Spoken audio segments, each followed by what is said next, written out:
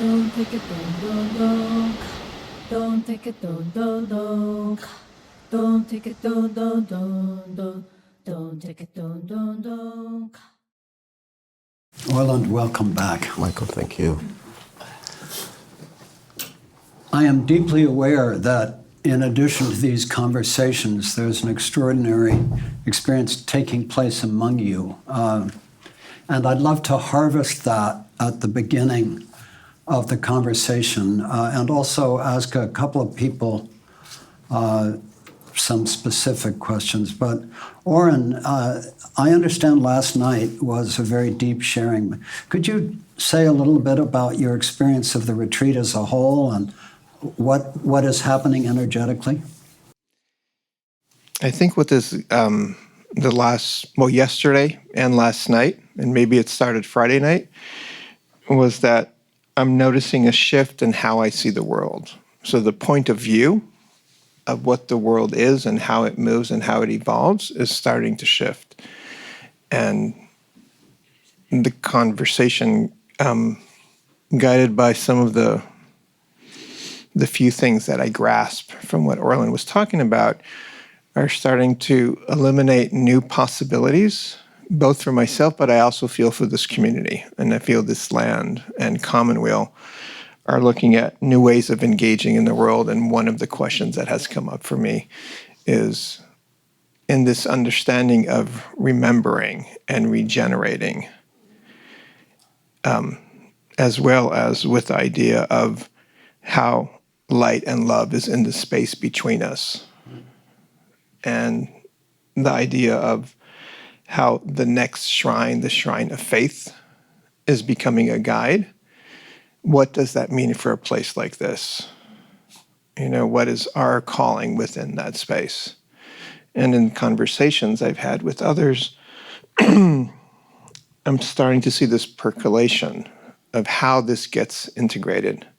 So one of the questions that was given to me by Adam was, how do you consciously integrate what you have learned from reading and talking to Orland over the years? And I shared that with the group yesterday. And I think that a lot of us are asking, this is not only a spiritual and philosophical experience that's happening at the theoretical level, but also how does this get integrated into one's calling, into one's daily life? So as we're starting to understand that, I'm noticing a shift in how we hold each other. And this is such a blessing to have so many people from, actually, everybody is engaged in Commonweal in one way or the other, through a program, through board, through staff, and kind of seeing this shift in consciousness that we're experiencing together. I'm looking forward to see how this ripples out. Thank you. Victoria, you have worked closely with Orland in many ways, and also with the broader issues that you and Orland and so many others in the community are exploring. What is your reflection on the retreat so far and the context, both of the retreat conversations and the conversations we're having up here with Orland? In conversation with some folks, we were thinking and reflecting about not only what we're learning from Orland and from you, but also what is it that we're bringing? How is it that we're supporting this container? So that's one question that has arisen for us, some of us. The other piece is just the thread of grief that showed up last night, but that have been with us, that was brought in, and how grieving what we lost, who we lost, the transitions is also important for feeding the ancestors. And the other piece is what was said last night about when we meet and an angel is formed. I see that forming within this group and within this body extending further out into the Commonweal ecosystem. So those are some of my reflection. Thank you so much. Angela, you have meditated in a circle with Orland for many years, worked with him in many ways. What are your reflections on the retreat and what you're experiencing? I'm going to be very brief and then hand off to Tutu because he had a lot of reaction to what happened yesterday. But let me just say that it's never in the conversation, actually, the essence of the experience of being with another who has entered spaces that we know exist, but we don't know. So, for example, I'll just give you concrete examples. We have this Black API healing circle. It was begun right after George Floyd's murder. And we meet every other Tuesday for 90 minutes, and we never talk about race. But everyone in that space is Black or API. And we talk about all of the things that happen in life that challenge us spiritually, physically, financially, psychologically. And we have never met, and it feels so intimate. Orland says he comes to this circle for his own nourishment because his days and nights are filled. But this is a space, right? When we meet on our own, really we don't talk about anything. We just walk the ocean. I mean, we talk, but it's sort of talk that isn't about anything, really. We're just perhaps making that space where an angel can be born over and over and over again with every step that we take. And then sometimes magic happens, as in the time we ran into Samir, right? So very, very interesting phenomenon, this thing that is in our unconscious, which we cannot access with our conscious minds, right? So, Tutu, I just want to hand off to you because you had some strong feelings after yesterday, but brief. Okay. I'm trembling.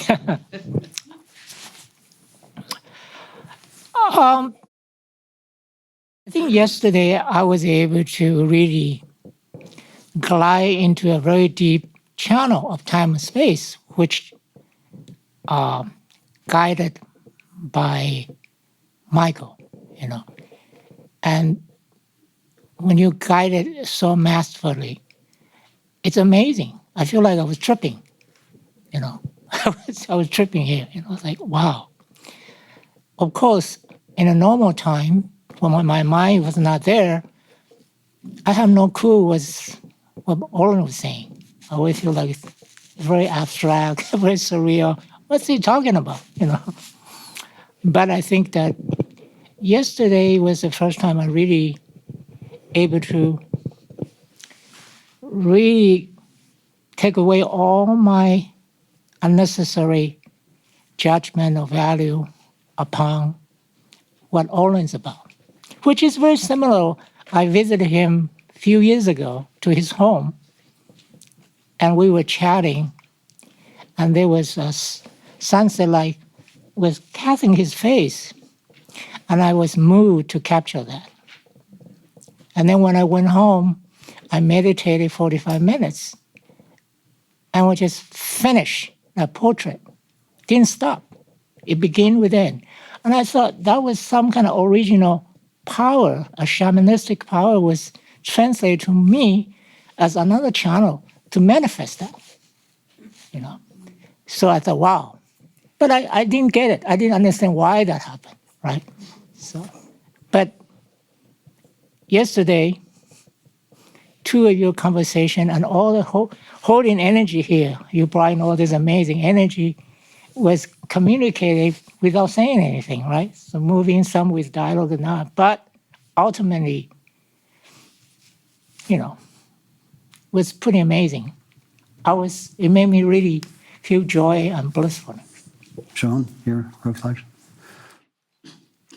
I don't ever like to disagree with you, but I think you are here with us, totally. Thank you.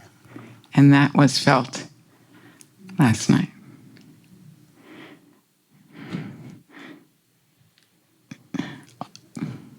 All the love Thank you. that's flowing here. You're sourcing, Michael. Thank you. Amen, John. Michael, Orland. When you called on me yesterday, I was just saying this to Kira and Arlene. I was here paying attention, but also in a kind of altered state, right? A natural way of receiving deep and profound information as well as ancient memory that wells up in certainly some of us, if not all of us to a degree. So the experience of the group and of you, Michael, and you, Orland, of course, becomes for me a kind of alchemical vessel that we are all in together. That's an easy metaphor poetically, but it's also a true physiological, somatic, embodied experience that has effects on all of us. And the only reason I say that, because I think we all know this to a degree, is that I feel this. And it causes both transcendent gratitude and epiphanies, and also the wells of grief, Victoria, you referenced, and what happened last night. So I'm just wanting to deeply appreciate the kind of openness in this collective group to receive the enormity of all we are receiving from you, Orland and Michael, and to acknowledge the deep tenderness within it, amongst us. And again, that's a luminous tenderness and also can make us very vulnerable, feel very vulnerable. So I just woke up wanting to wrap my arms around the whole group and stay right there for the remainder. And then tend to ourselves after the retreat. And before we move into action, as Oren so beautifully described, the inspiration coming, we really tend to the heart and ourselves and our bodies. And I think for myself, I'll just say, I don't think I'll ever forget this gathering and these people. And it's not over yet. So deep gratitude and blessings. Others?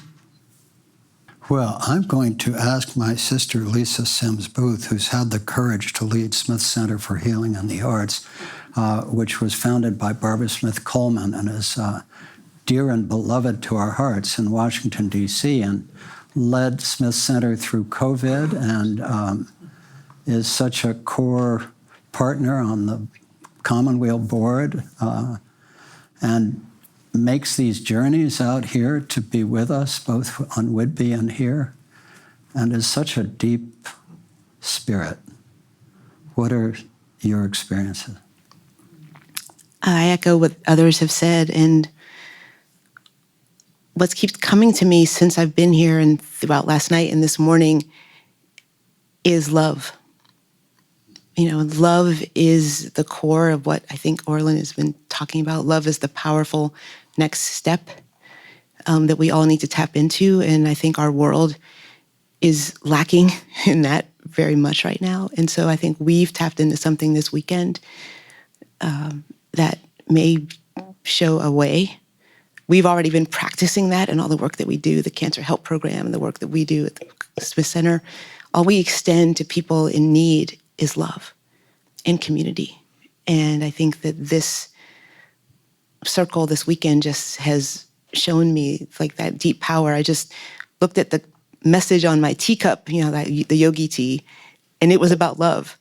And this morning, you know, the song that we sang last night ended about the power of love. This morning, I was singing a song about love. And so something deeply has tapped into me this weekend about the power of love and how we translate that. And so that's what's sitting on my heart this morning. Lisa, before you hand over the microphone, I'd like to ask you, from time to time you gift us with songs of spirit. I'd like to ask you if you would offer us the invocation song for this morning, and then we'll go into the conversation with Orland. I'll sing the song that was on my heart this morning, not the song that was on my heart yesterday. Love, prepare me to be a sanctuary, kind and gentle, tried and true. And with thanksgiving, I'll be a living sanctuary for you. Love, prepare me to be a sanctuary, kind and gentle, tried and true. And with thanksgiving, I'll be a living sanctuary for you. Let's go into quiet for a moment. Peace. Peace. Orland, as you listen to this harvesting of just a few of the experiences of the retreat, what are your experiences of? How many more people are here? How many more people are here? How expansive the space is between us. How far grief has come to restore the faith in being human in a time when so much loss could happen.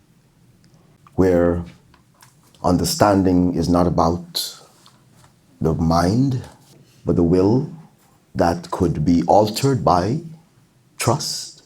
That is really a critical step for the superconscious, where we could unite with the beingness of our humanity, where the subtle world could slip in to the everyday world at breakfast or lunch or dinner and change the relatedness of all of our heart and soul conscious spaces.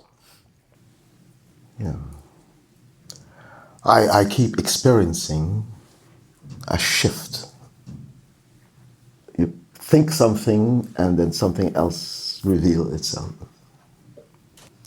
But the level of generosity, the level of availability of the heart is awesome. Where people are giving themselves that something more could be shared. That's the experience I'm having. Outside of culture. It's a little bit outside of culture as we know it. You spoke of, well, let me start by saying, I am with the community, Sean, as you said, very deeply. And in order to do what I'm doing with Orland, I've simply needed this quiet. But I feel the experience, and I'm so grateful to hear it reflected. I'm quite certain that each of you could have spoken of what's happening for you. I want to come back to this point that you made of how many are here. And I intuit that you are speaking of spirits who are supporting and being with us in this gathering. Is that true? Yes. Yeah. I also have that experience here. And over the years, my dead have come to me with increasing frequency and a growing clarity that this is not just in my imagination, that they're actually coming to me. I think it started probably 20 years ago. The first person was an extraordinary professor I had at Yale, Harold Laswell, very great polymath.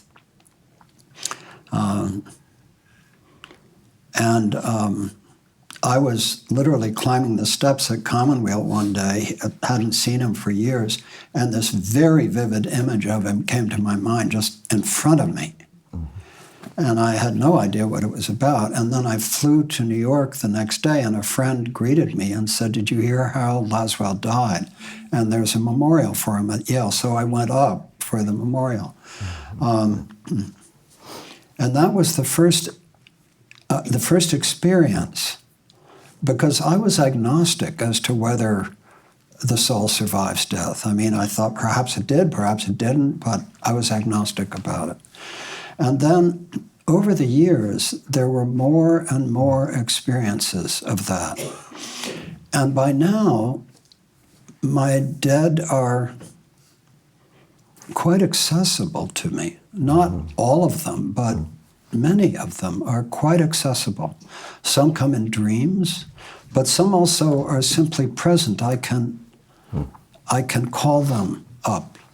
And usually we're not speaking in words. It's simply a sense of presence. Yes. It's rarely words.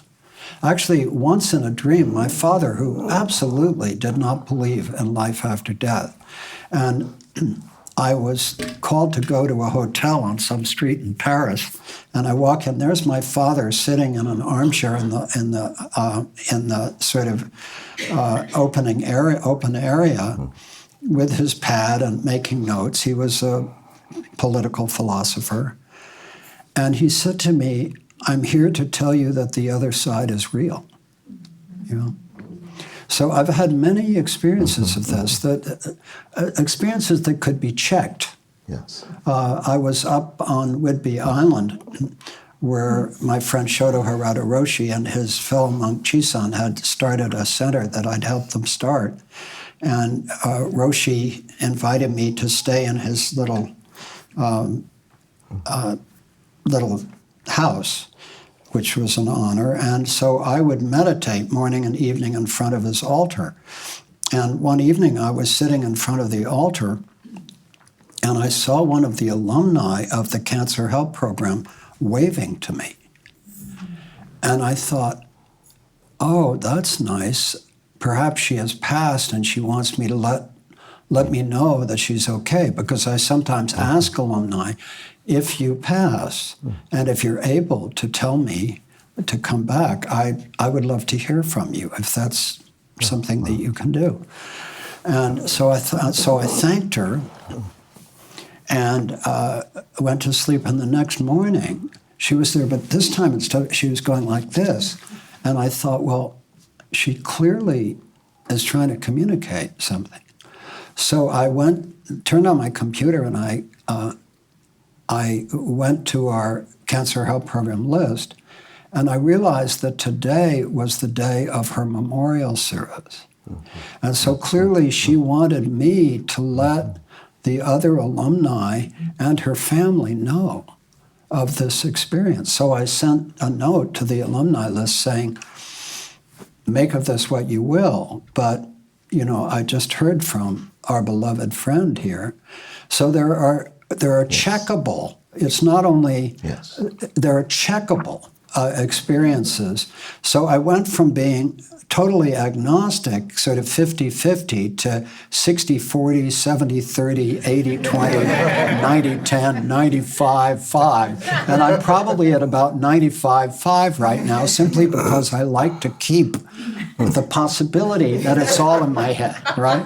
But it doesn't feel like it's in my head. It's my experience. Right. So with that brief introduction of my own experience, is it possible for you to describe, since you have great access in these realms, what is your experience? Mm-hmm.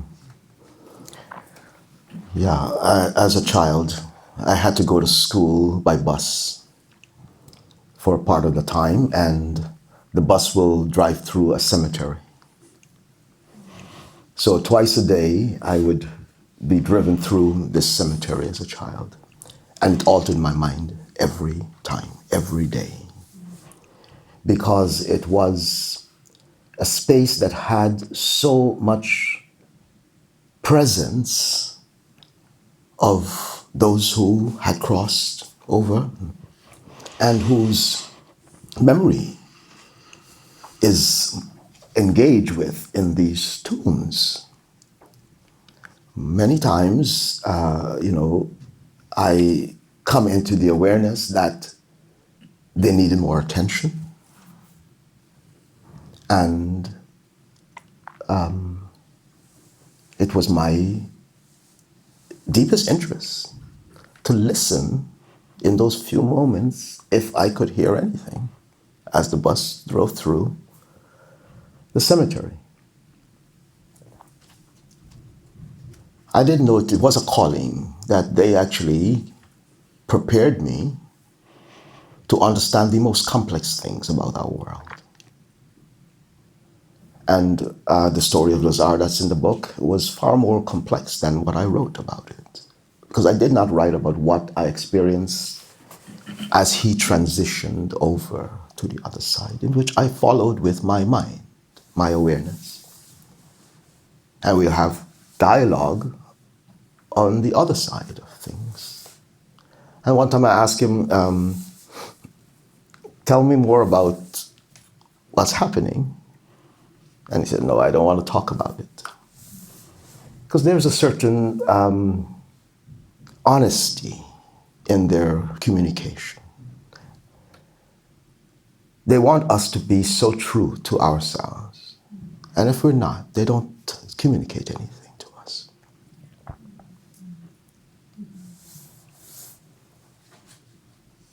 It's almost as if they tell us more truths, we will die. But they want us to live. They want us to live into the deeper trust that we can work out the moral certainty to go to the 100% trust that they're real. Because then, information will make us feel, I have something. And then it doesn't last unless there's a relationship with them. And the list is long of those personalities that we know in history that I've met on Pancho Villa. A lot of Native American elders. Some of them, I don't even know their names. Young Cloudy. I search every record to see who is Young Cloudy. No such name recorded, but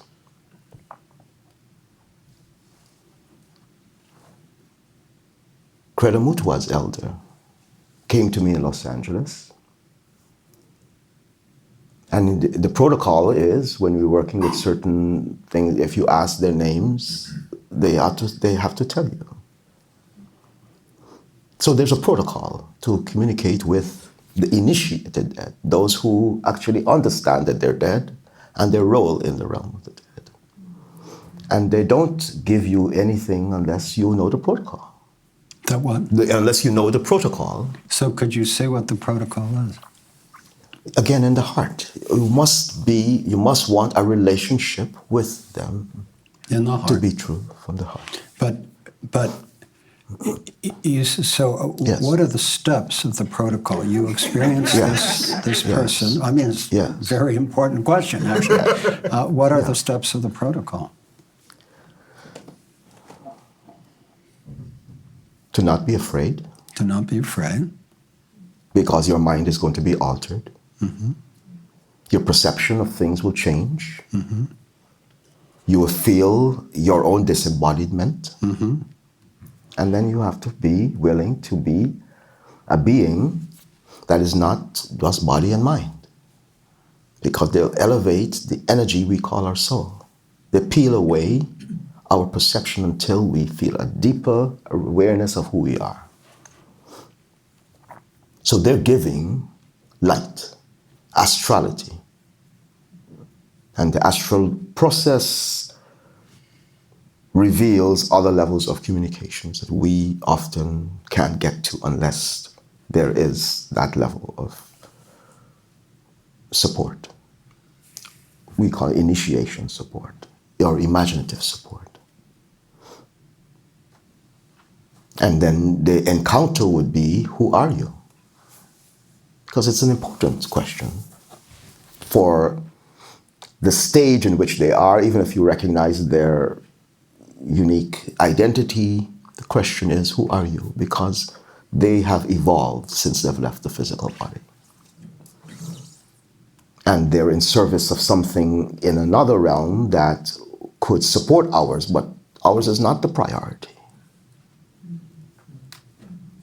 The priority is the truthfulness that they live in and have their being. We're the ones who have to ask, what is really real for you in this sense? Because like to say, this is the reality, oh, they will laugh at you, like that is nothing. And like, that can change at any time and you'll be right here with me. We're hanging on by a thread in this physical space. It can be altered at any time. And our interaction with them is for the purpose of refining our own feeling, which again comes back to the heart, etheric body.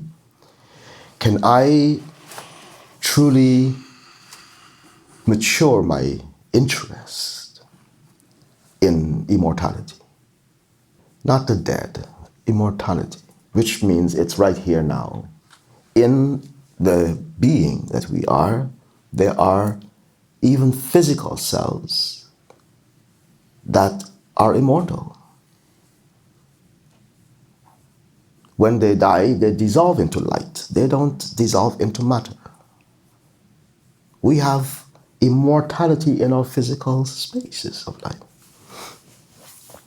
When that gets activated, the communication between realities gets more operative. And we realize that I am not just the body that I present as.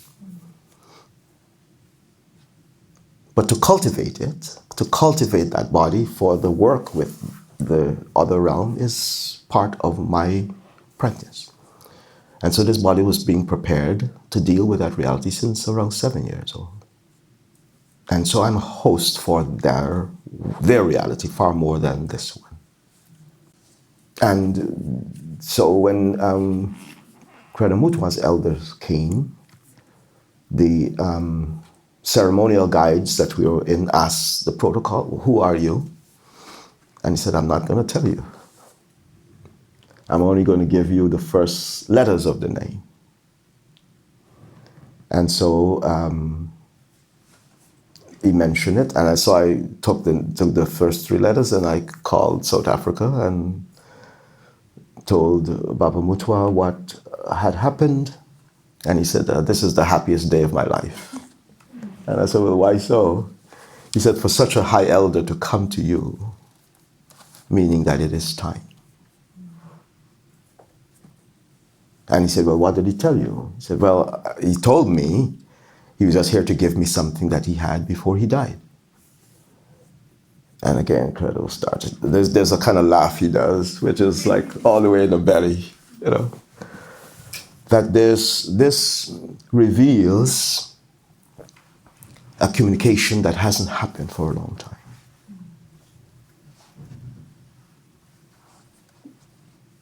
So he told me the full name, and I'm not able to repeat it because the work I have not gone to fulfill certain things there.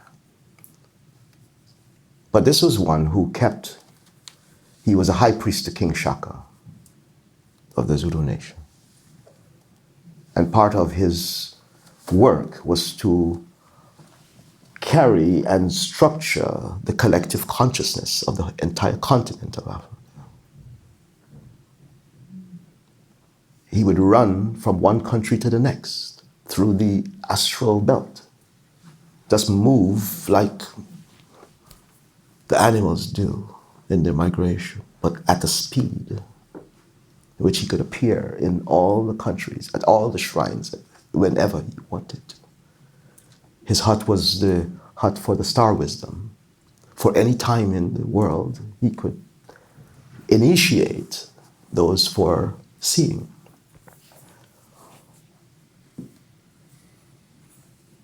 What this planet's mysteries are about.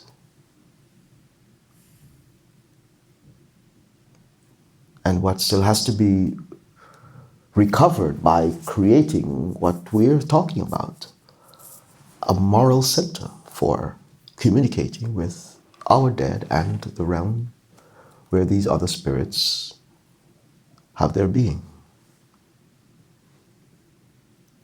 Even the mineral realm, it's so misunderstood what crystals are and gold and diamond. These things are only to concentrate the will. They have no other, they don't want to be anything else. Jewelry and all, they don't want to do. Even if we wear certain jewelry, it's to concentrate the will, to be recognized as an initiated one. It's not idolatry in the way of the mind, that I'm special because I have bling. No, it's to authenticate the protocol when you encounter some being who said, who gave that to you? And you have to name the person who put that necklace on you. We live in a very different structure of intelligence, of what is real and what is not, and what to pursue and what not to pursue. Even to some degree, what to eat and what not to eat, because they need access to your energy body. Yeah. So, you've spoken of, first of all, thank you. Thank you. That's a deep and profoundly useful elucidation of your experience of the world of the dead. And not only the experience of the world of the dead, but your description of the immortality that lives within us right now. And the calling to live from our hearts and the calling to a deep morality, which, by the way, I have to say out of honesty, I think I fail in that deep morality all the time.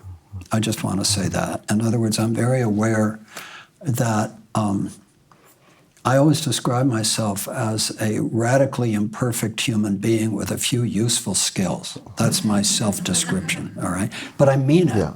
I mean it. And what I mean by that is that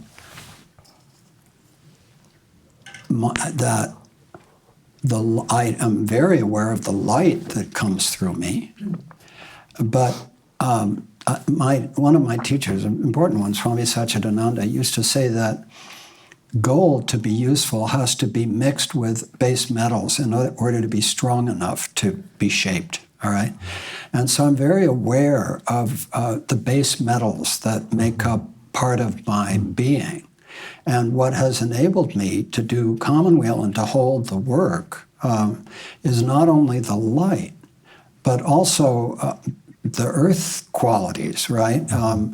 And so I'm an earthy human being as well as, receiving light.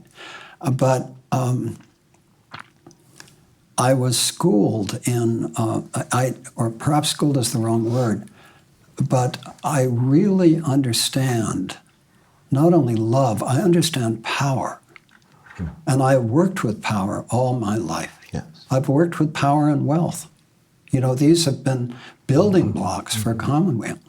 And the ability to dance with power and wealth is part of what, and it's not some beautiful aspect of me, it's just part of the gift that I received that was enabled, the light coming down, and then the earth elements, or whatever you want to call them, of this earthy human being.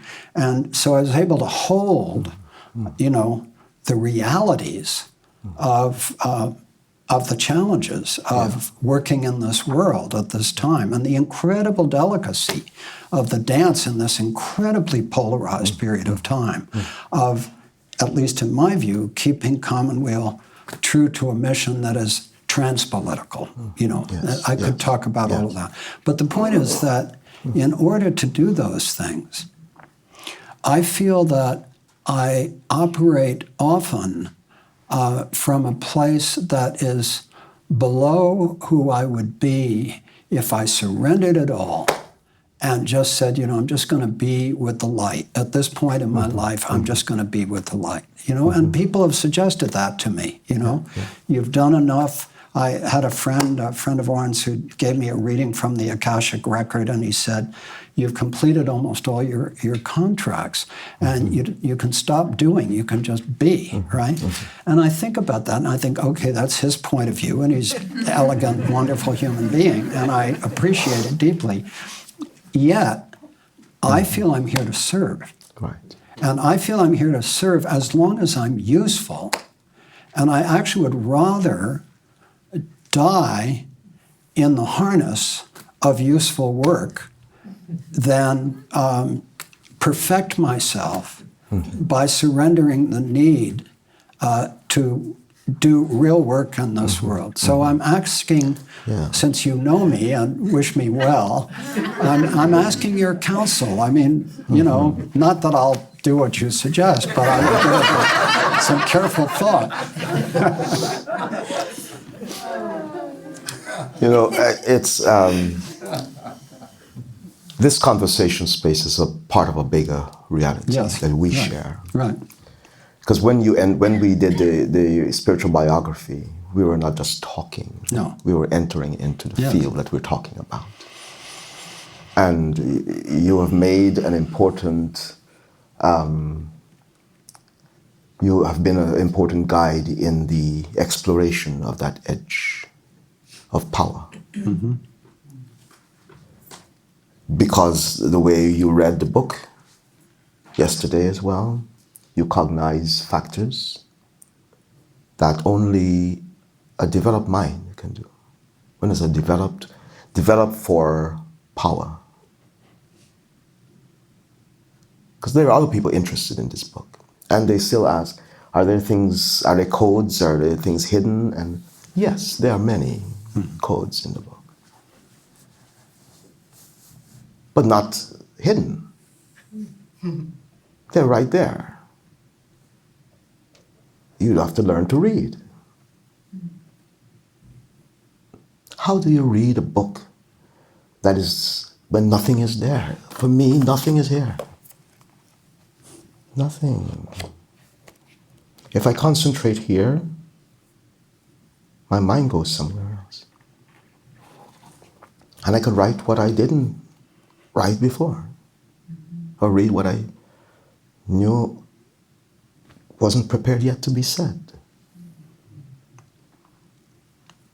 You are like that in your mind. You have prepared a lot of things that hasn't yet happened for Commonweal, for the community in which your work has been organized to. Because, you know, some of us feel like it'll be more believable when more people come to know that reality. But I think people will believe you of what you really know about the future.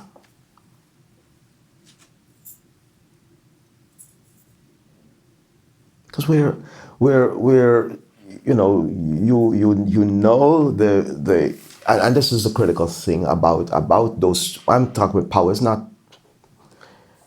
It's really what levels of understanding we could reach with the collective knowledge that we know exists in the world. I mean, you could have a discourse with almost anyone at any level. What does that mean? That's what Pythagoras prepared. Pythagoras prepared your mind that you're using now, that we all are mostly using to structure discourses about power in the world. The Pythagorean theorem could never be exhausted when it comes to deciphering the symbolic power of inquiry. The questions you ask, does not just go to the mind. It crosses these other boundaries because your own immortality is struggling to find its place now. That's true. That's true. And I struggle with it every day. Right. And we all do. That's initiation. But you're consciously initiating yourself at a pace in which you could be useful to the culture. That they don't say, here's this weird old man, just running around thinking that he could make magic happen. But weird was an initiatory space for a person. Michael Mead introduced this to us some years back. It meant having one foot in this world and one foot in the other world. At a certain age, we have to do that because the power is maturing to put us more into the other world than this one. Mm-hmm. And when that world becomes more real to us at a certain age as elders, in a way, you could literally make people understand more things than lives in the culture. One of my experiences of the spiritual teachers I've known, and I've known some extraordinary ones, is that when you get to know them well enough, you discover they are also human. And typically, they hide their humanity. In other words, what they give you is the projection of their light, but they tend to hide their humanity. And I've never wanted to be a spiritual teacher. I don't consider myself one. I really actively rejected projections of that kind because I experience myself as a radically imperfect human being with a few useful skills.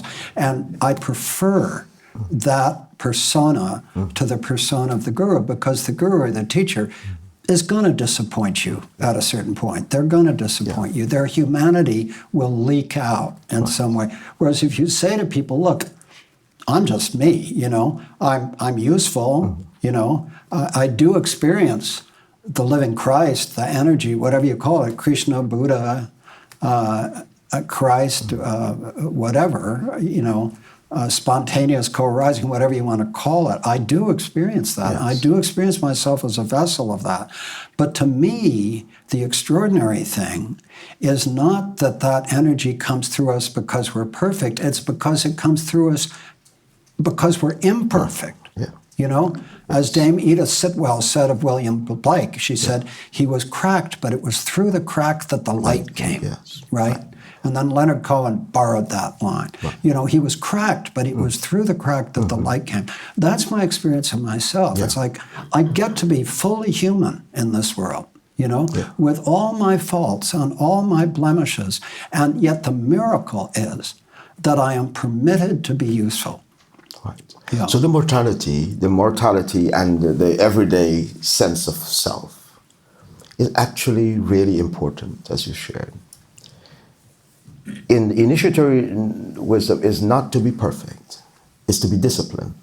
Aha. Discipline is when do you know the altering of consciousness will happen. Aha. And then you shift your responsibility to that. And so you can move in and out of these different consciousnesses. Because everything is an altered, right. Yeah. They don't want you in that perfect state all the time. You can't really be right in that discipline. It is okay because you have to preserve the physical integrity of the life itself, and that means I'm tired. Leave me alone. I don't want another assignment. I don't want to hear about the mysteries today. And it's not. They really appreciate the honesty of honest feedback. That people are not ready for another download, so let us not do that today. It's a dialogue.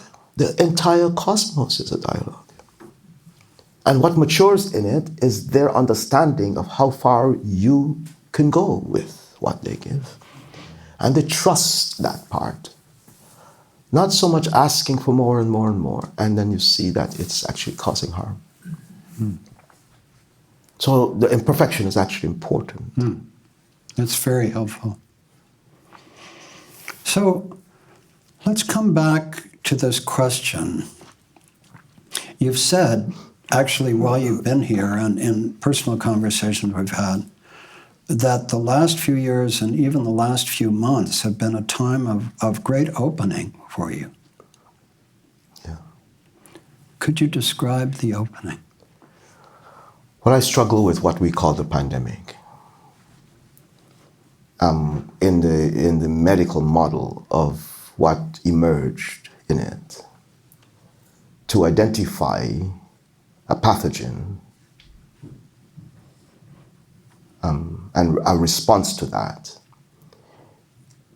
in a way that actually was dumbing down the collective knowledge that we have about viruses and about life. It went back to a very old model of healthcare, more than 40 years back in the design.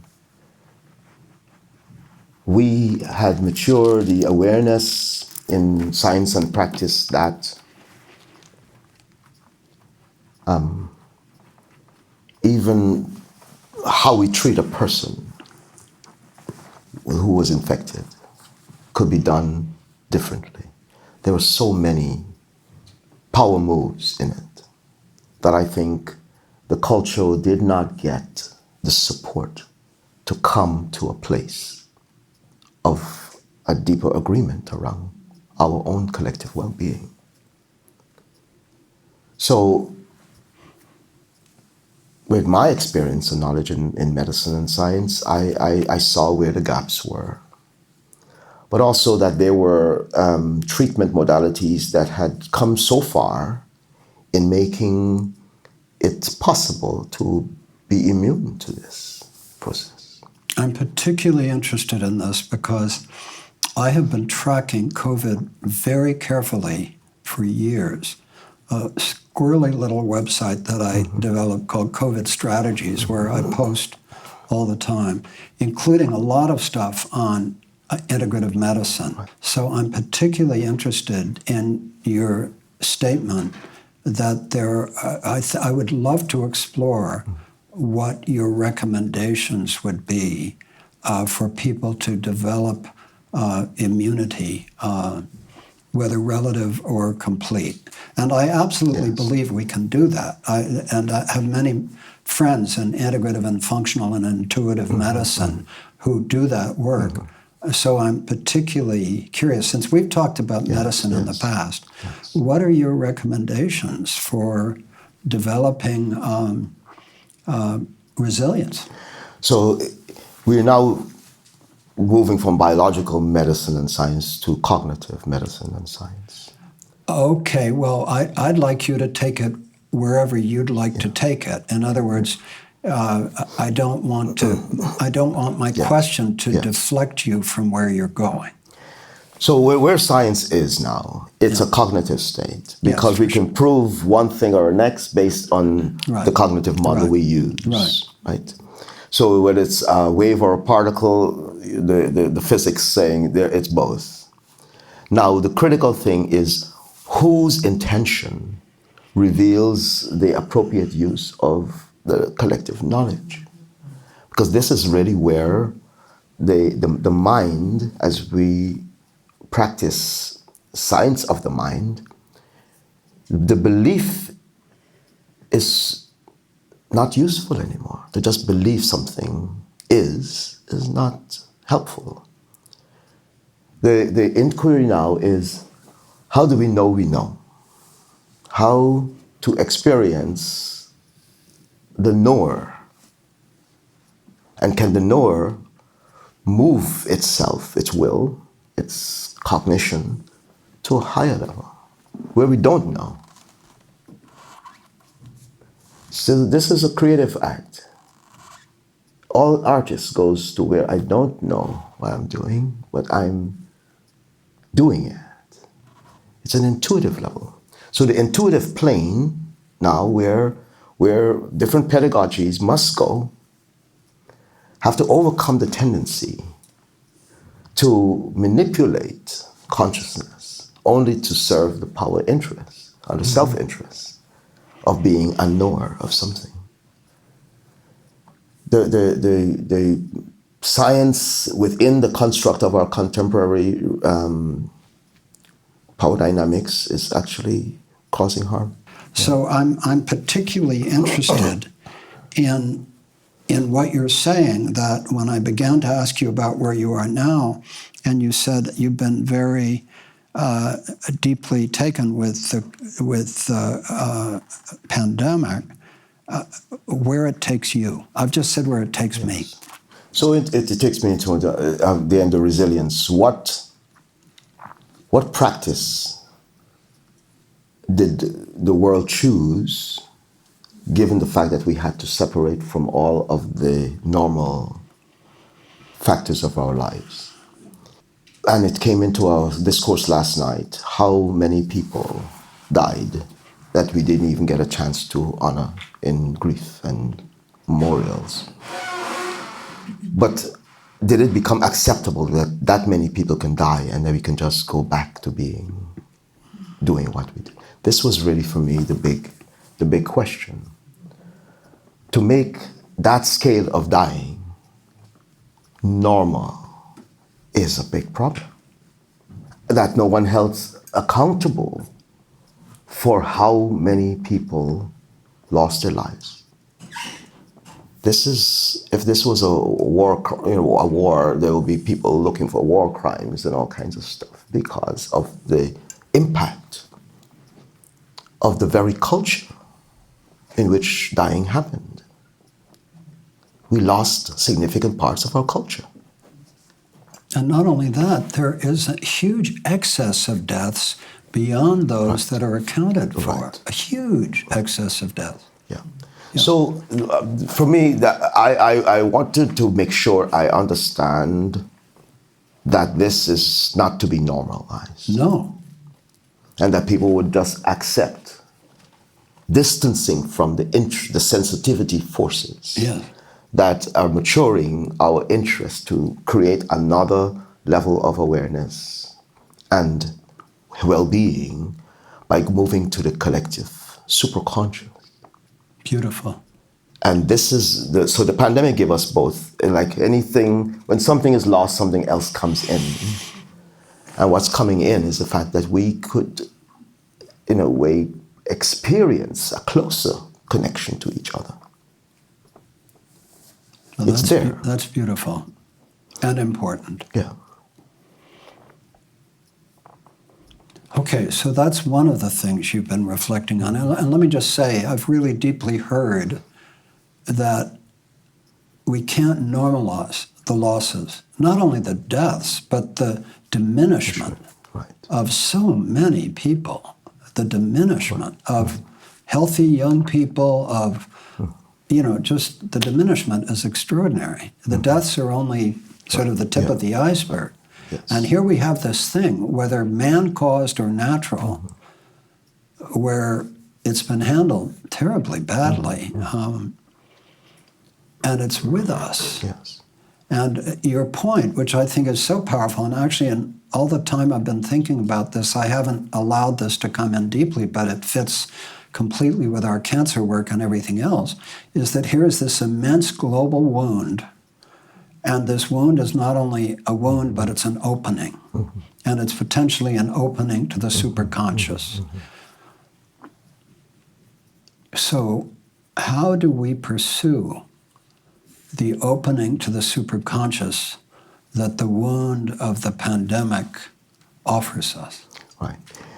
So there's some basic truths about moving the everyday awareness to the superconscious imaginative level. One is, I mentioned it yesterday into one of the questions, acceptance of invisible guidance. That the maturing of our consciousness is to experience energy in motion within our own observation of things. So when I'm looking at something, it's also changing. But it's not that the thing is changing, my mind is changing. So this is really what's happening now in the culture, that our mental structure that held the world fixed is in a movement because the planet is generating a certain kind of magnetism for the mind to change with it. Anyone resists will become like a fundamentalist or something. You know, it hardens the will because something wants to change. So the planet is initiating a shift in the mental models of the world. Secondly, we accept, as I said, immortality. And immortality is the light, the way energy works within the human being. Energy moves from a greater concentration to lesser concentration. We know that in basic science. Where is the greatest concentration of energy for the human being? Outside of the body. The human being is mostly outside of this body. And we have not developed our science to support living that way. We have meditation practices, we have other cognitive disciplines that allow what we call chi to be understood, that it's everywhere, but it's also part how the body works, the meridians. We interact with free energy all the time. Now, developing ways to put it into functionality is what we call the immortal cells, the light cells, the mitochondria, generates for us. And it's willed more by intention. But how do we get to the level of intention for something that we don't know is we know each other. And we have to strengthen each other by choosing to communicate very differently. Rather than doubting that we could know, we ask, what is your evidence that something is changing? Tell me, what do you experience in waking? That because we don't share it, it falls back into the unconscious. All the time it falls back. We don't wake up and practice shifting the world to this higher valence. So immortality is not living long, it's living deeply and connecting to the source of what makes this body function. Free energy makes this body function, not the foods we eat. That helps to create the right chemistry to open the meridians to communicate and the neurotransmitters to communicate. But we are an energetic being. We need these minerals, we need vegetable, we need animal protein to coordinate information. But we can also coordinate that information with our own awareness and a deeper level. It's been 5,000 years of Chinese meridian theory that if you put a needle here, you get more energy than if you put food in your mouth. We know that to be true. What's coming up for people as you listen? I know this is sometimes dense, so I apologize for the density, which is what it is. But what thoughts, reflections, questions are coming up for you? Yes, please. The change in consciousness, the fact that a lot of our foundations and a lot of our religions have already given us a very prophetic ways of being and teaching us prayer, meditation, and all of the movements that go along with those, because I think those are the foundation for the changes in consciousness that we are going to be experiencing. Would that be true? Yes. And that's what I think of as you all are talking, you know, and they're just so fundamental and we kind of overlook them because they're just little things, prayer, meditation. But they are the key to changing us. And then the dream work that you all are doing, that we were talking about, is like so fundamental too. You know, because that's also a change of consciousness. We're meeting different spirits, we're meeting different beings in the dream world. All the things that we just kind of look down on, but are so basic, those are going to be our keys for survival. Okay, that's it. Thank you. Do you have a comment on that, Orland? Not at the moment, if you do, please. Right. Thank you. And I deeply agree. Yes, I agree. I mean, prayer. Well, would you talk a little about prayer? Again, the organized, what we ask for has to go through a process of asking. Where does the prayer start? In perception, right? I know something has changed. I don't know what or how I'm going to be changed because of it. And so prayer is actually a response to look into the invisible for direction, for integration. We know that when something in perception changes deeply, it's opening to something else to come. So we don't even really have to pray. We're in the prayer. The body is a prayer. The body says, I'm here, and energy from everywhere comes to it. The prayer was a refining of the appropriate timing for what you receive from the cosmos, from their ancestors. It was a ceremonial ordering of something that will be a natural epigenetic process. Because we don't think prayer all the time, we have to do prayer sometimes. But people live within an order for a long time that this is a prayer. It's happening, and we're interacting with beings who are actually praying that we'll pay attention to what they can give us. We are not the best at praying. Well, I'm saying there are beings on the other side of most of our realities that actually are praying that we pay attention to this miracle of life.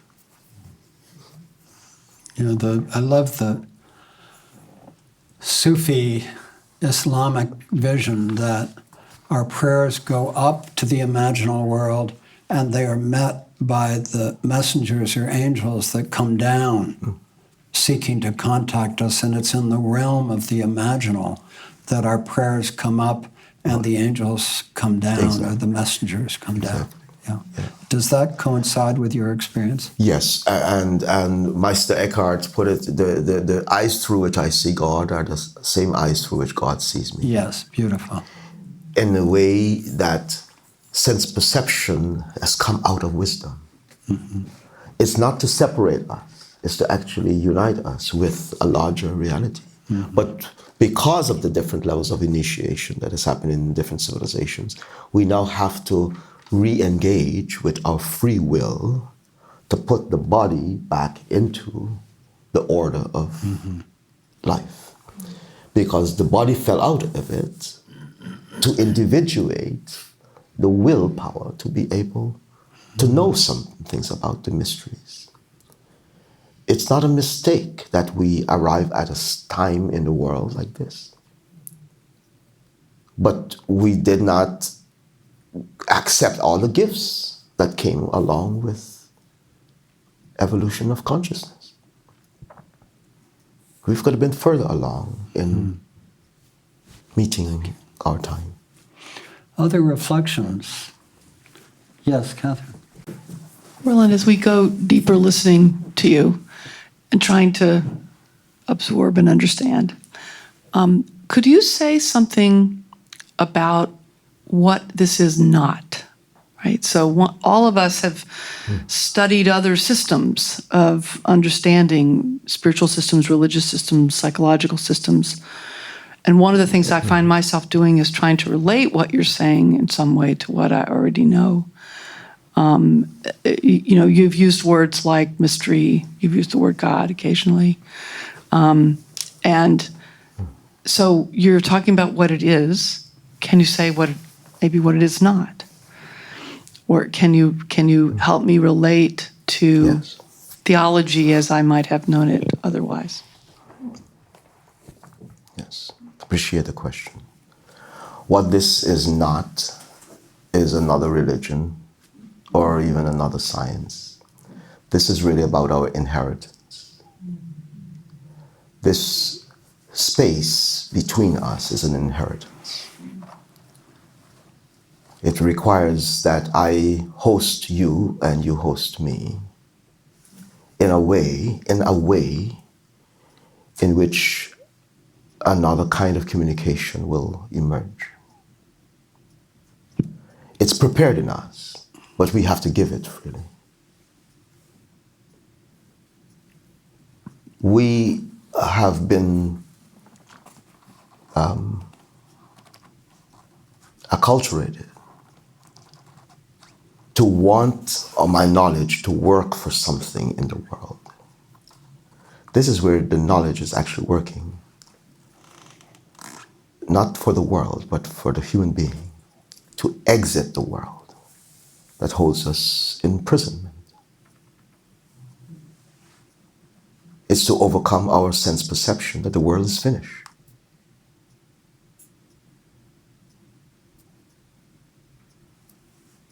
I'm saying the world is not finished.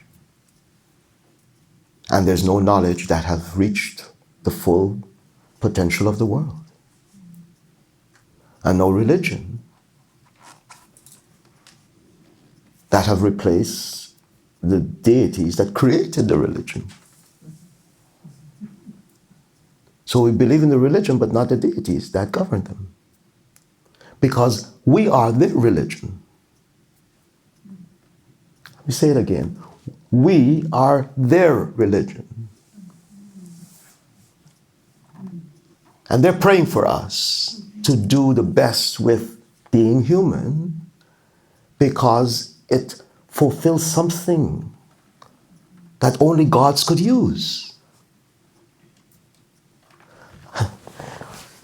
Gods want our bodies and minds to reflect their capacities, not our self-interests.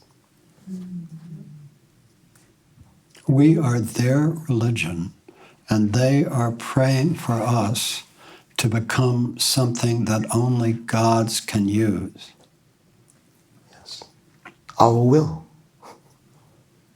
Our free will. Why we say at a certain point it's free? Because energy follows thoughts. I could choose thoughts and then my energy goes with it. It can go against reality or with reality. And so I was saying this is really still about energy. And energy in a way that we all can have a personal experience of what I'm thinking and why. And from there, ask, can my thinking evolve to a level in which I could witness the higher purpose of it, the higher purpose of my own thinking? I could observe it because it's not finished because I believe something. And is that the same as Steiner saying thought as a spiritual path? As a spiritual activity, yes. And again, his vision, which sounds to me the same as yours, was that the dead and the divine forces can come to us as thoughts, right? And therefore our thinking can begin to reflect the prayers of the divine and those working for our good on the other side to come into us as our own thoughts, which then can guide our experience in reality. Right. And even the flower. Yes. So it can be as simple as a stone, a flower, the river. Everything communicates the intention to enhance human perception. Beautiful. Like we are given so much grace by nature and cosmos to be able to internalize our will. Meaning that the will should not be unconscious to the degree in which I just walk on something and not know why. Or need something and don't know why. other questions, reflections? Yes, please. Orland, as you talk about initiation, one of the first things you mentioned was fear, and that being this energy that must kind of, as I interpreted it, not be present in order for initiation to occur. And yet there is so much fear that lives, I feel, in individuals collectively as well. And in order for us as a collective and for each of us in our own inheritance to step through these initiations, what do we do about the fear? How do we be in right relationship with that? And I'm also reminded of love and fear in some understandings being kind of the antithesis of one another. And I just wonder how you would, bring that into the heart. Yeah, and I think I appreciate the question much. To complete an issue, so we've been in an initiation circle for a long time. The civilization's been in it for hundreds of years. What brings an initiation to completion is creating community, to share your experiences. We need a global sharing of our experiences, to the degree in which we know that when we do it, certain things, in the alchemical processes of the mind, the fear is, I don't want to repeat this, or I don't want to be exposed to this by myself. The critical step that I'm pointing to, in all I'm saying, is love is a communal space in which we receive from each other the confirmation that the initiation is complete. We don't have to repeat this world over and over and over. People keep selling us insurance for this world. It's not going to work. Right? The assurance is that when I know someone else's energy relieves my mind, what Angela was sharing earlier, the healing circles. We don't talk about the problems of the world to the degree that they're in the way, because the hospitality, when it reaches the sacred level, it invites what the world is actually creating. Creation starts again, and the creative mind becomes active again. But we need to do it enough to be supported, to shift the chemistry that is already fearful. So our body's gotten used to this substance, and we have to transform it. And it takes at least 3 years for the chemistry of life itself in the body to come into community. But it has to be consistent. Any practice for 3 years changes the chemistry of the body and the fear dynamics, if that is really what we're trying to transform. So when I began to ask you about your work now, and you began reflecting on the pandemic, and we reached some kind of, not completion, but expression of that. But how does that fit into the broader situation you find yourself in? This is the 40th year after you came to the United States. You've described how you're having new experiences of who you are and what your work is. Can you say more about that? Yeah, thanks. The mysteries as I've been initiated to work with them, it's coming through, or what people refer to as the veil getting thin. It's a reality. What happens if someone crosses so far in an altered state that this reality no longer works for them? Mm-hmm. And the solution for many is you give them a medication that just keeps them not trying to make anything different. But I go after the people. I project my mind into the orbit of their mind, wherever they might be, and find the communication appropriate to bring them back into mutual agreement that this is a real space we share. So you go into their minds and find the way to help bring them back into agreement. Yes. And some people do it must by the fact that seeing me, they follow me back here. Mm-hmm. So I'm not trying to pursue any futures outside of the fact that if I'm committed to being a host, those creative impulses will come to me. But it'll come to anyone. And the work is you create a sacred hospitality for people who have been on the edge for too long, mm-hmm. to help them reunite with their own inner sense of purpose. Mm. And the justice that they're looking for is a host, mm-hmm. someone who understands. Mm-hmm. And so what I'm trying to understand is not the personality, not the identity that people often want to, is the core principle of the humanity.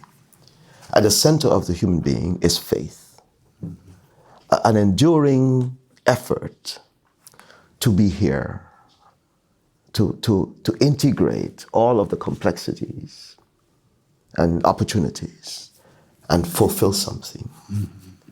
where the earth actually hosts mm-hmm. as a kind of energy. The word commonweal actually means the well-being of the whole community. That's what it means. It's its mm-hmm. signification. Mm-hmm. And I've always thought that the community called Commonweal, the organization within the community, will be of service for as long as it's true to the intention of the word for which it's named.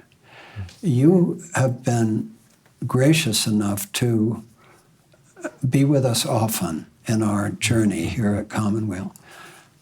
What do you see about the nature of this community and its mission and destiny that could help us stay true to our true intention? Mm-hmm. Stay true, keep doing what you're doing. I mean, here's the opportunity, is that we don't just produce things, we create beings as well. Mm. From this place, the beings that accompanied us here will go back out into the world. This has a lot to do with understanding even our climate. What is it that we co-create when we have a shared space, a shared imagination, a shared intention, a shared purpose, a higher shared purpose? We create beings that actually energetically stabilize the communal sense of our connectedness in the world. So the event that happens here gets distributed elsewhere. The event is not a mental reality alone. It's not just an emotional reality alone. It's an ecological reality as well. And the challenge of even why I was cautioning the ideas around the pandemic is that we have to keep the awareness that two or more human beings together create our environment.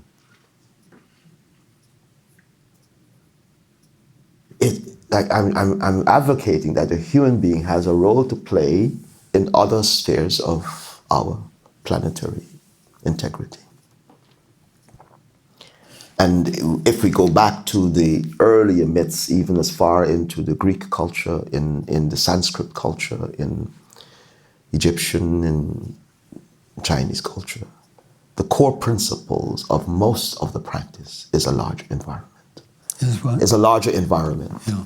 It's not just what people do in their day-to-day lives. Mythology is an extension into other realms where we prepare some things before they come into manifestation. So if we're waiting for something to happen, that's the problem. We're waiting for it to happen. We have to go into the realms where it's happening and could happen in a more precise way because we're participating in it.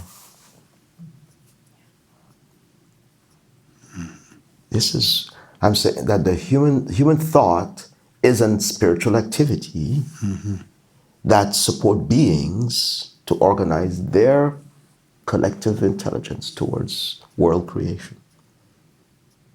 And we've dedicated more of our thinking to creating things rather than an ecology of relationships with other intelligences. And that is really all I'm pointing to, an ecology in consciousness and nature. So a lot of the people in the Commonweal community who, at least many of us gathered here, resonate profoundly with what you're saying. And in our daily lives, we find ourselves besieged with emails, webinars, phone calls, just working, young people with families, older people, working almost to the edge of exhaustion. And meanwhile, this world that you're describing beckons to us.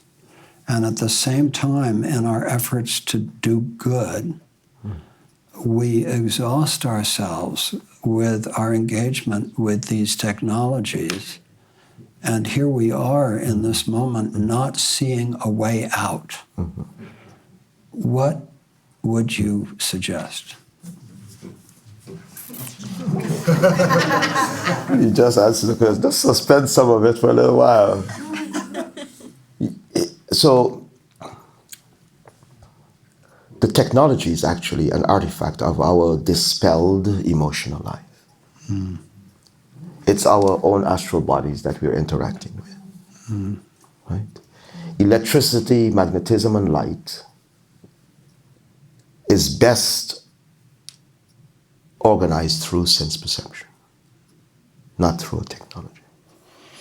We can elevate our communications to the degree in which we do what these supercomputers do, intuitively. This is read, no supercomputer can go to the intuitive realm. Absolutely not. Right? It cannot create. It can only assimilate. And it's assimilating mostly our collective unconscious. We know all these things, we just don't share it the way the computer does. Just as you said, Catherine, we have all of these religions, we have all of this knowledge, but it's mine. The computer doesn't say that. But so push that key and I'll give it back to you. What are our keys? What are our sacred keys to say, how do I give back to us what all of our ancestors have been accumulating in a higher reality of intelligence for so long?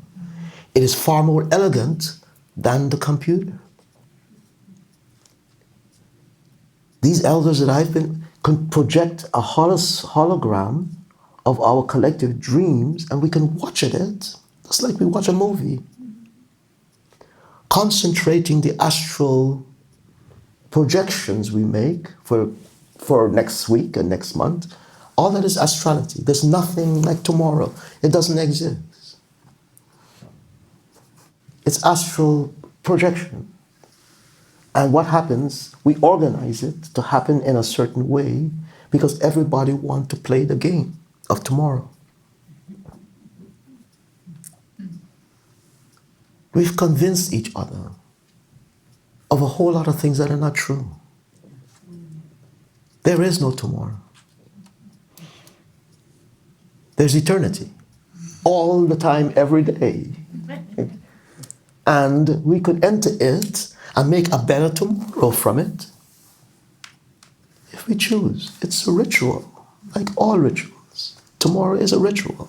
Why only make it 24 hours? And why make it so scarce that we don't do anything with it? We've calendar failure for the next 25 years. Because we're not committed to doing anything that we write in our calendars to the degree that we show up for the person to not be burnt out. Really host them. It's really what I'm committed to. I'm committed to no more wasting of life for the purpose of accumulating more awards of some kind. Stanley Wu, you've been listening to this. Let's see if we can get Stanley a microphone. I know. He's been...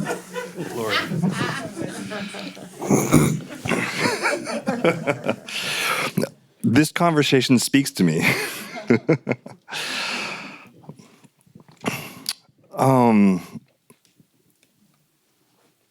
I mean, first of all, just deep gratitude. And I think gratitude doesn't really capture the sentiment, but I think it conveys it. And gratitude because I feel like even before this stream and this conversation, perhaps maybe a little while earlier today or yesterday or last night, I can't remember, I was feeling like I had received a profound gift from this conversation. And that gift is an invitation to seek something so much deeper than what I sit with every day and every month and perhaps even every year. It's an invitation to seek my purpose, who I am. It's an invitation to see others more clearly and to see myself more clearly. It's an invitation to see my ancestors and an invitation to see my dead. And ultimately inspires me, I think, to live better, to work better, and perhaps may also allow me to serve better. Mm-hmm. Where that's going to lead, I don't really know. But I just want to say thank you for this gift, and for your time, and for this community. Could you pass that mic over to Christine here? I'd just love to hear what's going on for you. If I can find words. You said something really powerful that's been resonating, which is to speak the changes we're noticing so that they don't fall back into the subconscious, but they actually rise to then populate and go, wow, this is where we are now. It isn't the same thing. And then I began to think about as I channel a language, and it's taught me a lot about language. And one thing it shows me is that sometimes if we don't have words to explain an experience, like that English can't hold the experience I'm having, I let it fall away and act as if it isn't a being, if that makes any sense. And so we're also being called to find language for things that English can't hold because they're also part of this reality. And what is it to do that? I think it's why what you're saying feels so dense, because you're trying to find words in the English language to actually encapsulate things that don't exist in the cosmology that created that language. And so a part of me is going, oh, wow, what is it to even begin to create spaces where we constantly are reflecting on the new experience, so we're able to elevate and evolve at a more rapid pace simply by being present to what is emerging. Are you willing or able to respond in the language that you channel to the experience here? Okay, let me sit.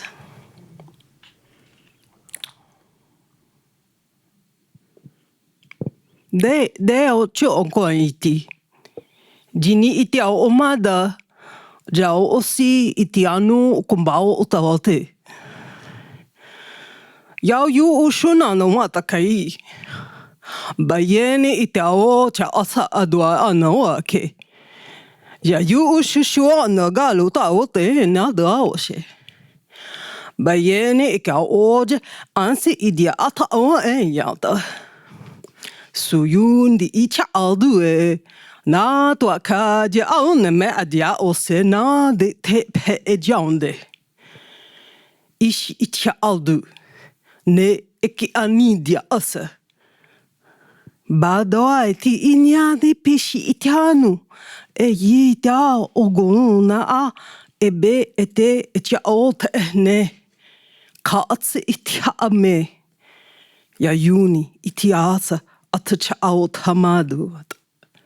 Zi iti itaona ebeje. What is your experience when you just did that with us? What does it evoke in language that you can share with us? I feel a being come to. Oh, it's complex to connect.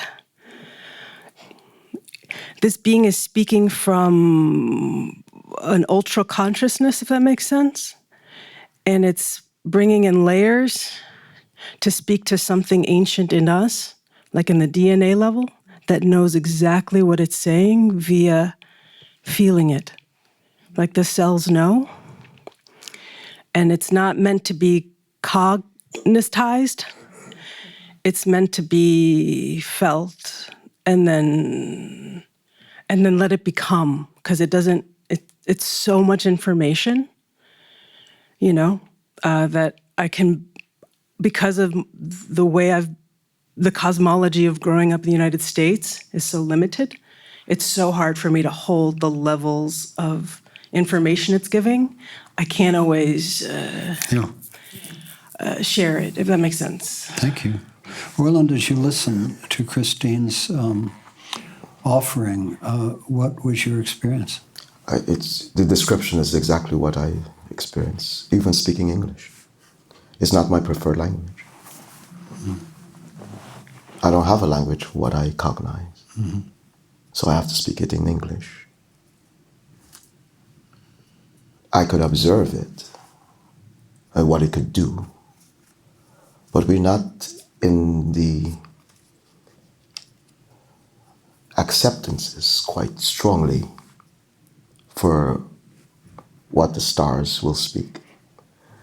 For some says, and one of Steiner's is that verses is that the stars had gone silent because they allowed us to evolve our languages for the purpose of preparing an age in which when other languages come, we will actually understand them. But there's so many more languages to come. This is only the ones we speak are mostly to just prepare us. Mm.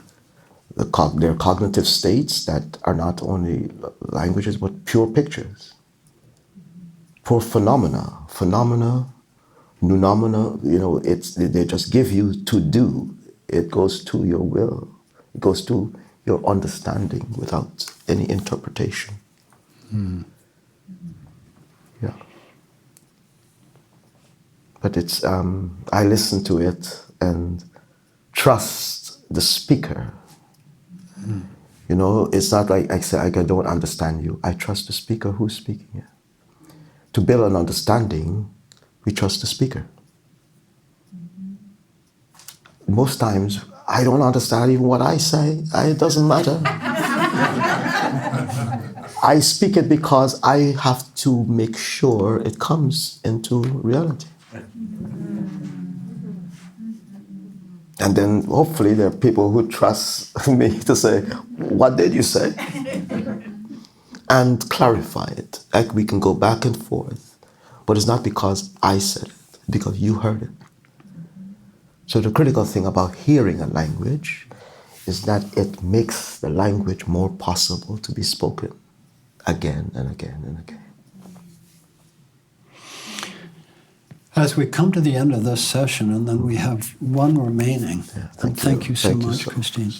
Are there any reflections that you would like to end this session with? Is there anything coming to you that would be a proper completion of this third conversation.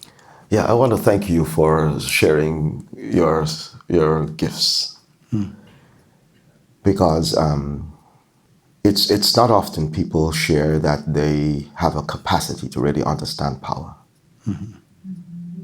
and do it in such a way that you can host such a space with others and distribute that power in an intelligence that supports the complex work of what Commonweal holds, the ecologies that Commonweal carries. So I'm really grateful that, because people who interested in work with power don't discuss it in public. That's right. And there must be a discourse level about power, a public discourse level about power. Who has it and why, and who are misusing it and why, or even who needs it and why. Because there are certain people are destined to be powerful in the relationship to this construct we call, our world. And they must know what to know about power. Well, power interests me, as you may know, and my experience of power is that it's very subtle. I can walk into a room and within a relatively short period of time, I can see the geometry of the power in the room. I'm sure other people can do that, but I can see the geometry of the power in the room. But interestingly, it is far from always about formal power or wealth or fame or the ability to get people or things to do. There are many subtle forms of power. My colleague and friend Rachel Naomi Remen said that she much preferred influence to power. And that's an interesting observation. I think there are many forms, without over-genderizing it, of both masculine and feminine dimensions of ourselves that have different forms of power. So to me, power is immensely subtle, and it has to do with concentrations of energy, often in very quiet people who are touching what's happening in different ways.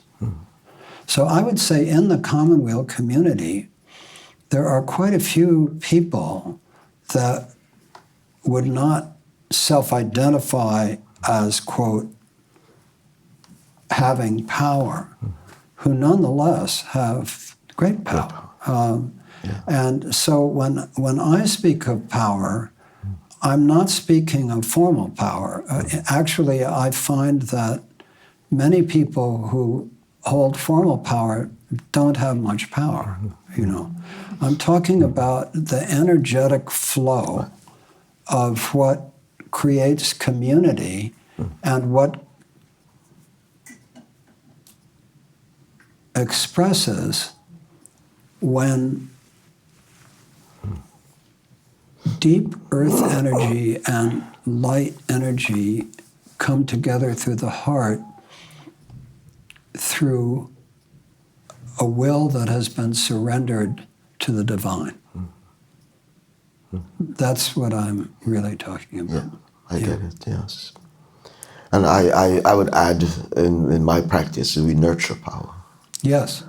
So it's not to influence it either, to the degree that it goes do something that is not in its best interests as such, but also that in the ecologies of consciousness, as you describe, the arts and sciences as we have been using them in our civilization have other levels of evolution to go through.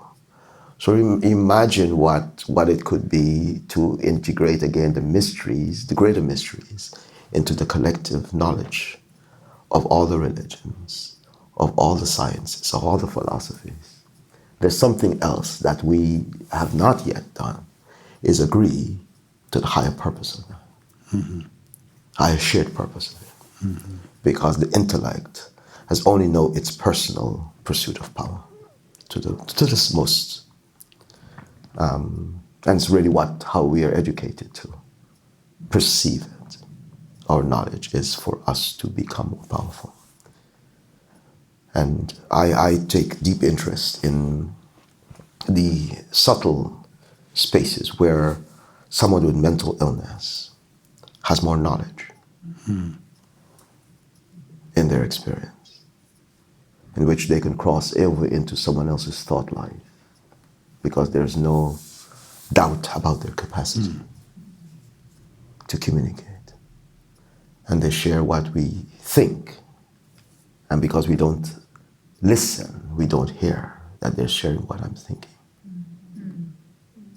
We want them to think normally. And one of my most, like when I go to the psychiatric ward I used to do, or they will gather around me like an endava, because they love to read my mind. Because they get it. It's outside of the boundaries of the particular culture. And the psychiatrist is like, why are they always circling you? Because they read my mind. They do it elegantly. Maybe the universities will start trying that.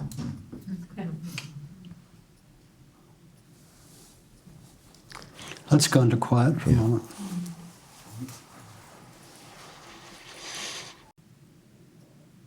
Peace, peace. Thank you again for this community, the quality of the attention and intention.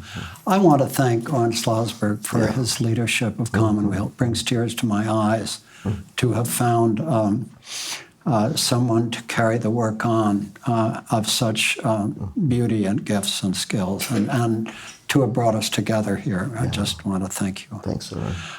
Blessings. Thank you. See you at 2 o'clock. Yes. Thank you all. Michael, wow. Don't take it, don't. Don't take it, don't. Don't take it, don't. Don't take it, don't. Don't take it, don't.